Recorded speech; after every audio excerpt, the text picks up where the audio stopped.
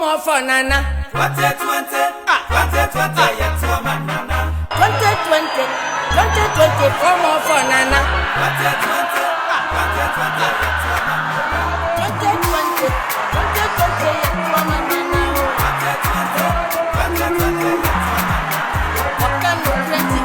Papa, me dream it, woman, Nana. Boy! Farmer to do.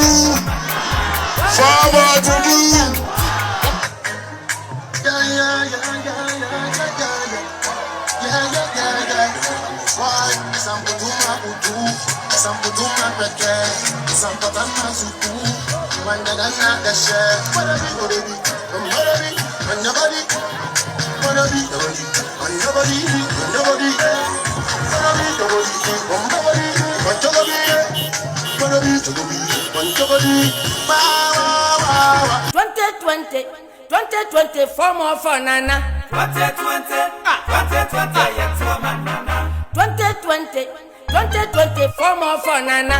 2020, 2020, yes, woman, Nana. 2020, 2020, yes, woman, Nana. 2020, 2020, yes, woman, Nana. What can you plenty?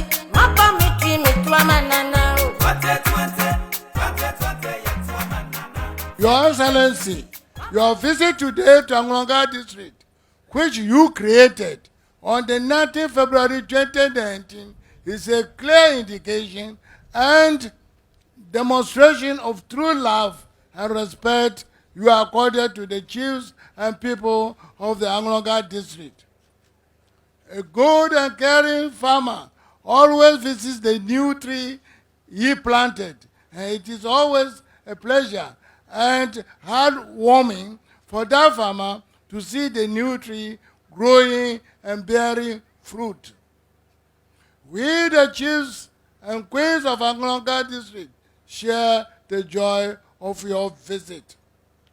On behalf of the chiefs, queens, Akufo-Addo, and the entire citizenry of Anglonga District, I wish to express my sincere gratitude and appreciation to you for creating the Anglonga District. I also thank you sincerely for the warm reception you accorded the chiefs and queens of Komeshima, who visited the Jubilee House on Wednesday, 20th May 2020, for the immediate response and action taken on some of the requests they presented to you. As a new district, I want to show my appreciation for the newly completed and ongoing projects in the new district. These include 1. The Lagoon landing site at Anglonga. 2. The Bomigo Steel Bridge.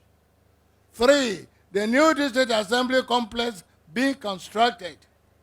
4. The construction and completion of classroom blocks, dormitories, and dining halls in Anglon Technical Institute, Zion College, and Anglon Senior High School. The construction of classrooms, workshops, administration, and dormitory blocks at Atoko Vocational Institute. The construction of workshops, administration, and dormitory blocks, and renovation of classrooms at Tegbe Caring Sisters Vocational Institute. And you know, Mr. President, the old and true saying that one good turn deserves another.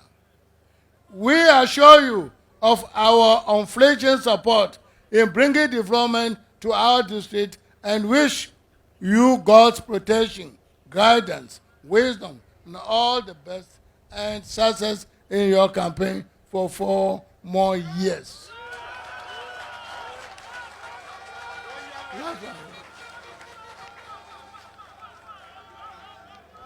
Earlier in the year, before the onset of the pandemic, I toured the Volta region, just as I have been doing annually to all regions in the country.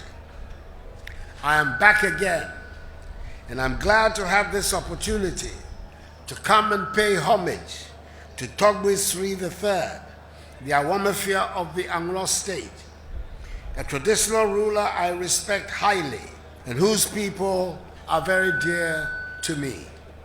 Now that I'm here, at the home of one of the most hallowed stools of our history, the ancient seat of government of the valiant, redoubtable Anglo people, I believe I'm duty-bound to address a few matters that have come up recently that concern this government and the Volta region.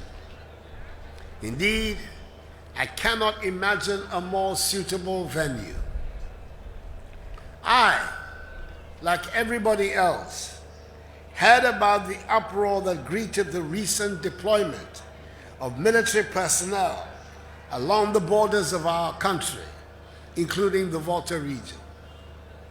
The Minister for Defense and other ministers gave what sounded to me like detailed and clear explanations about the situation. Unfortunately, the situation did not appear to have satisfied some people, not least, I suspect, because of the mischief that is so easily generated by some elements of social media, and also because of the season we are in and the determination of some people to stir up ethnic sentiments in the hope of reaping some political advantage. The lingering anxieties about the deployment led to a delegation of chiefs from the Volta Regional House of Chiefs, led by its president, coming to see me at Jubilee House on what I believe some people have termed, quote, the military invasion of the Volta region, unquote. We had what I consider to be frank and mutually respectful discussions, and after 2.5 hours, I suggested to them that I would set up a committee composed of members from both sides to interrogate further the matters they had brought so we can have a satisfactory resolution. In other words, these confidential discussions were not completed, and as I waited to get the names of the 3 nominees from the eminent chiefs, some members of the delegation started making public statements about what they said had taken place at the meeting. It serves little purpose at this stage to offer different accounts of what took place. Suffice it to say, I am going to go ahead if the chiefs are still prepared to submit their 3 nominees, as was agreed, to constitute this committee to resolve quickly all the issues and reassure everybody.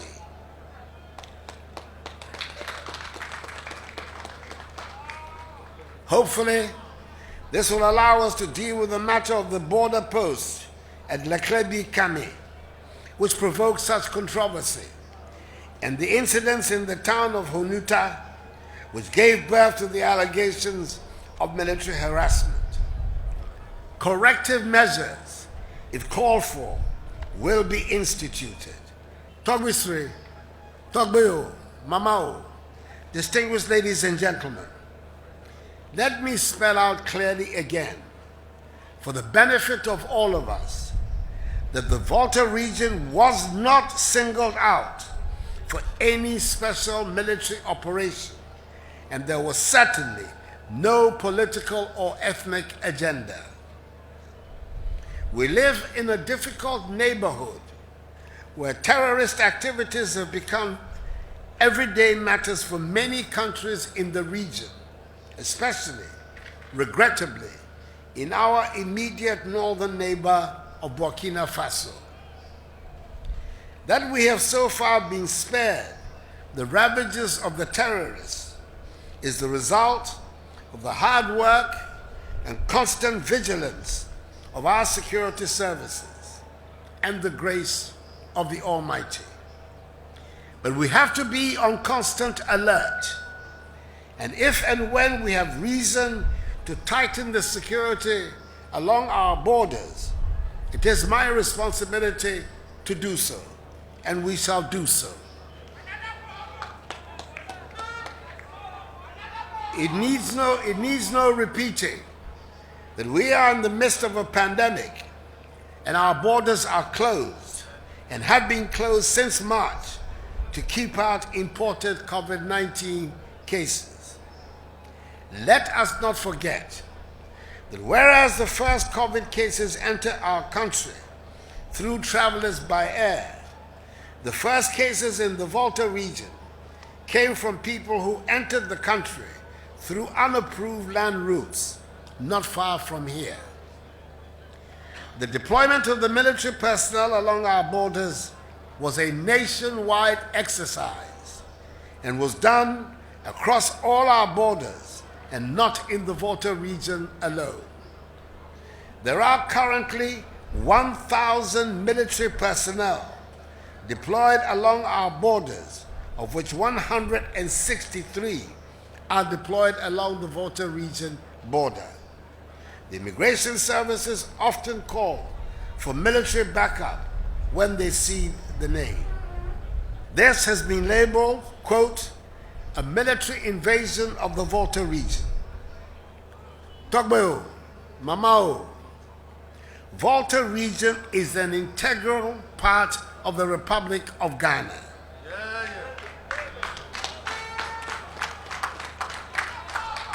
And military deployments in the region cannot be described as an invasion. Some elements of social media went into a frenzy, mostly with old videos taken in Accra and other parts of the world, being passed off as residents of the Volta region being brutalized by soldiers. This has been escalated into accusations of ethnic cleansing, and the government that I lead has been labeled as tribalist. While social media is a useful tool for information sharing, it can also be and has been used to magnify small incidents, place pictures, videos, and voices out of context, or simply generate outright fabrications in order to stir up needless ethnic animosity among citizens who are otherwise living peacefully with one another. All who go into politics accept a certain amount of defamation as coming with the territory. But I urge all of us to pause a while and think deeply before we cross all the red lines of decency and humanity and dissolve the links that bind us together as Ghanaians. In any political entity, the easiest way to tell if people are being discriminated against by a government would be to look out for how the national cake is shared. On that score, the sharing of the national cake, this government has been exceptional.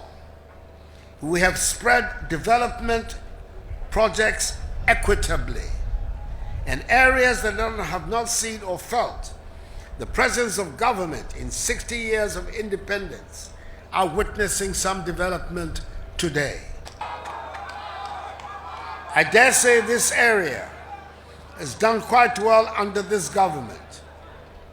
After years of demanding, an Angloga district has been created and a new assembly complex is being constructed. There are numerous Get Fund projects scattered all over Angloga, and Qatar's SHSs is one which I am due to commission today. Important to me are two TVET projects, which the Volta Regional Minister has described as massive in the Aglo district alone, one of which I shall be inspecting at Atoko.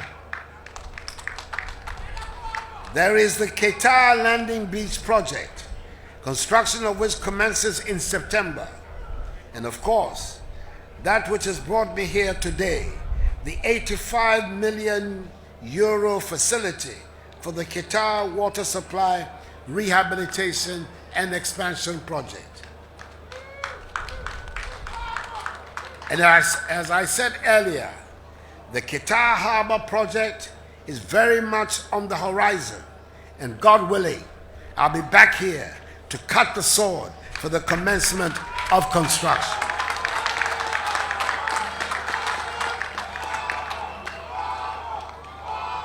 We have not completed our development journey, but surely we are on the right path. And no one can accuse this government of discrimination in the distribution of the national cake. I lead a government in which people from this region play critical roles. And I have, in the most sensitive areas of government, people from the region who work with me and advise me on a daily basis. I cite these not to suggest there's anything extraordinary in having these people work with me because they are Evers or come from the Volta region, but because I've been forced to look deep inside me as a result of the virulent language that has been directed at me personally and at the government I had. Awamafia, Togbeo, Mamao, distinguished ladies and gentlemen, I am a student of history, and I would never forget the sacrifices that were made by our forebears to bring us to present-day Ghana. As our elders say, if you do not know where you're coming from, you will not know where you are going. I stand here on hallowed grounds when it comes to the making of what is the present-day New Patriotic Party that I lead in government. During the darkest days of that party, it was here in this region that it drew its biggest strength. It was here in this region that people were most passionate about the political tradition. It was from here that the first people had to flee into political exile after independence. And it was in this region that many chiefs had to flee into exile, and some died there. Some of the consequences on the chieftaincy scene in the region have still not been properly resolved. It was from this region that people were sent into internal exile. Many people forget that when J.B. Dankwa, the first in the trinity of the Dankwa Domo Buzia political tradition, of which I am currently the proud flag bearer, contested Kwame Nkrumah for the presidency on Ghana becoming a republic in 1960. Dankwa did not win his home constituency in Achimeboakwa, but he won in two constituencies. One is right here in Anglo,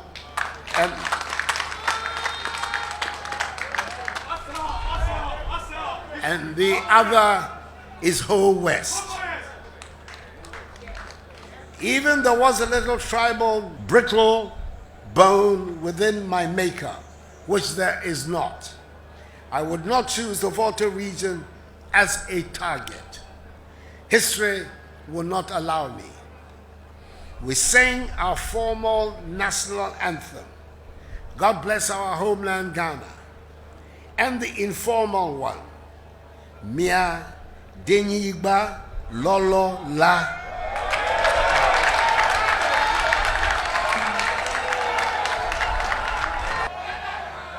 And both were composed by two great musical patriots from this region, Philip Beho and Ephraim Amu, Ura Amu. Has anybody bettered them? And who would dare suggest that they are not Ghanaian? My commitment to the Ghana project is total. The enemy we face is bad governance and poverty, and that is what I've spent my energy trying to defeat. It is a battle we can only win if we stick together and pull in the same direction, even if we have different perspectives. I am convinced that we are set on the correct course, and I ask for your support to let us continue in peace with the transformation of Ghana. I assure you that I will do whatever it takes to ensure that the 7th December elections are free, fair, peaceful, and transparent.